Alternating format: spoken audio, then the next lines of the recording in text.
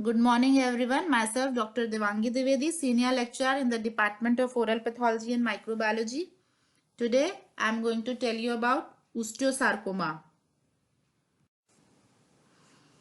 Osteosarcoma is a tumor of mesenchymal origin. It arises from primitive bone-forming cells characterized by production of osteoid, third most common cancer in adolescent. Next, coming to the etiology. The exact etiology is unknown. Rapid bone growth, exposure to radiation, and in some cases hereditary deletion of chromosome 13q14 is seen. Bone dysplasias including Paget's disease, fibrous dysplasia, hereditary multiple exotosis has also been noted. Li-Fraumeni syndrome, Rothman-Thompson syndrome. Next, coming to the classification, it can be either primary osteosarcoma or a secondary osteosarcoma. Primary osteosarcoma, the age range is from 15 to 25 years. Under primary osteosarcomas, the following categories fall: conventional classic osteosarcoma, high grade; low grade intramedullary osteosarcoma; paraosteal osteosarcoma; periosteal osteosarcoma; high grade surface osteosarcoma; telangiectatic sarcoma; small cell osteosarcoma. Under secondary, osteosarcomas occurring at the site of another process, more common in more than 50 years of age. Most common pre-malignant conditions involved are Paget's disease, previous radiation treatment, endochondromatosis, fibrous dysplasia, osteochondromas, osteogenesis imperfecta. Next, I will tell you about the clinical features. Astragnathic osteosarcoma demonstrates a bimodal age distribution. Most commonly, it is seen in 10 to 20 years of age.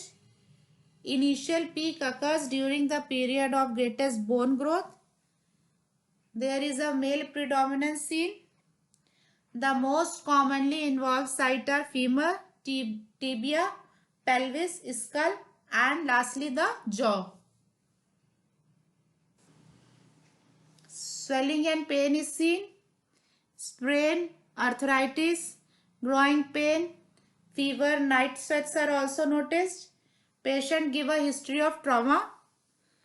Differential diagnosis, osteomyelitis can be said. Next, coming to the oral manifestation. Mean age is 33 years. Both maxilla and mandible are affected. In mandible, posterior body and horizontal ramus is the most commonly affected site. In maxilla, alveolar ridge, sinus floor and palate are most commonly involved. Then we see swelling and pain. Even loosening of teeth and paresthesia is seen. There can be nasal obstruction. Some patients report symptoms for relatively long periods before diagnosis, which indicates that some osteosarcomas of the jaws grow rather slowly. Here are some of the clinical photos for the oral involvement of osteosarcoma. Next, coming to the variants of osteosarcoma, they are as following: conventional, multifocal, small cell, telangiectatic, intraosseous, intracortical, periosteal, paraosteal. Now Coming to the radiographic features, depends on the amount of bone synthesized by malignant osteoblast. The initial lesion is radiolucent. When it's intermediate, mixed radiolucent and radio opacity is seen. For mature lesion, radio opaque lesion is seen. 3 radiograph features. First one is sunburst, sunray pattern. Small streaks of bone radiates outward. Secondly, there can be widening of PDL space, resorption of bone around tooth. Third one is Codman's triangle. In long bone, periosteum is elevated over the expanding tumor mass in tent-like fashion, forming acute triangle between the bone surface and periosteum.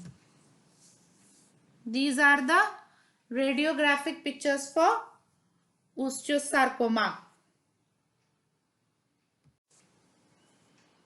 Next, coming to the microscopic or histological features.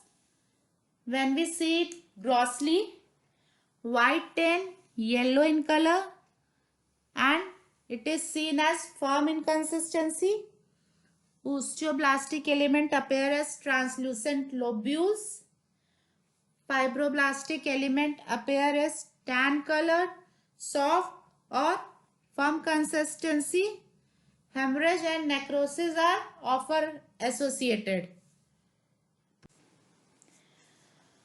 Proliferation of both atypical osteoblast and their precursor cells is seen. Presence of osteoid formed by malignant osteoblast, which forms the lace-like pattern.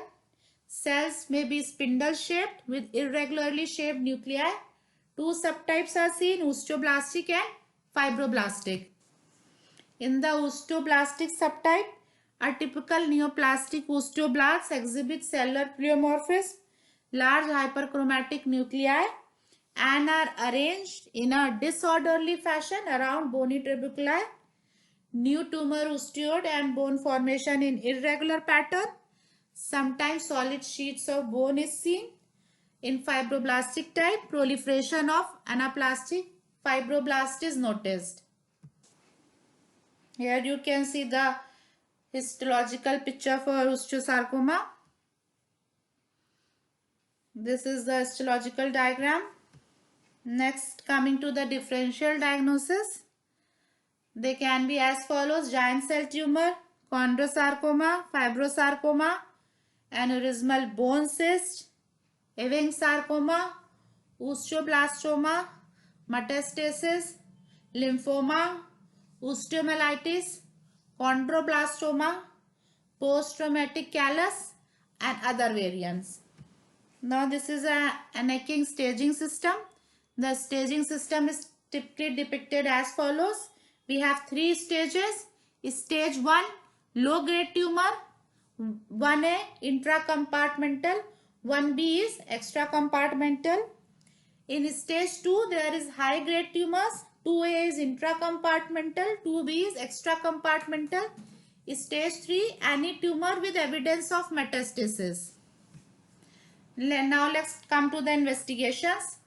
Under radiological examination, plain X-rays, MRI, CT scan and bone scanning is done. Lab studies, serum alkaline phosphatase is done. Biopsy, core biopsy and even FNAC is done. Then lastly, we can go for angiogram. Next, coming to the treatment. Most osteosarcoma of jaw are low grade and metastases are seen less frequently. For long bone, amputation is done. Other side, radical resection is done. We can also go for chemotherapy, radiation. At least 50% of jaw lesions show metastasis, usually to the lungs. That was all for osteosarcoma. Thank you.